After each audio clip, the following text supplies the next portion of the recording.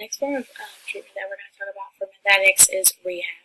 The sooner a person receives treatment, the better chance of having a full recovery.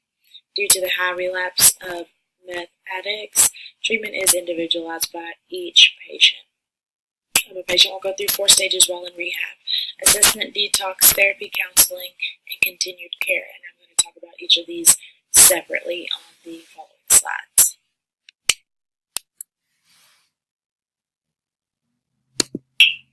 When getting to rehab, the first thing that's going to happen is the patient is going to go through an assessment. Medical professionals will need to know the exact extent of one's condition, so the patient's going to need a physical exam, drug testing, and interviewing anywhere from 1 to 3 hours. This is crucial to the rehab center so that they can shape a therapy that best fits the person so that we won't have any doubts and that there will be a great recovery and no relapses. The second part is detox. There's going to be doctors and nurses that offer a combination of pharmacological and psychological support.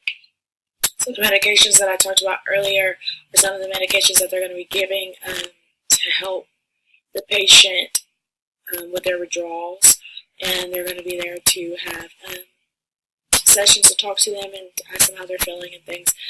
This is where the next thing is going to come in at.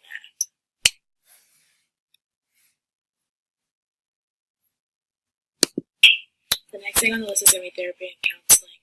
This starts as soon as withdrawal symptoms subside and health issues are resolved or managed. This is an important part because when a patient is in withdrawal, they're angry and they're tired and they don't understand. So it's very important that we have same ground so that they can understand and want to talk and communicate about becoming better. This is going to be one-on-one therapy, and this is going to be group discussions. One-on-one, like I said, just to talk about things with their therapist. Their therapist is going to ask them questions and help them open up about their addiction. And then group discussions are to help just make it through each and every obstacle that is thrown their way.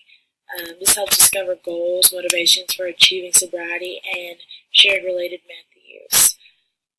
Continued care is the last thing that happens. Meth is a very hard addiction, not only on the body but also on the mind, and recovery takes a very long time. Many rehab centers have aftercare plan, so this can help recover at home. And they still have regular visits with their therapists, the treatment center, local support groups, counselors, or licensed psychotherapists.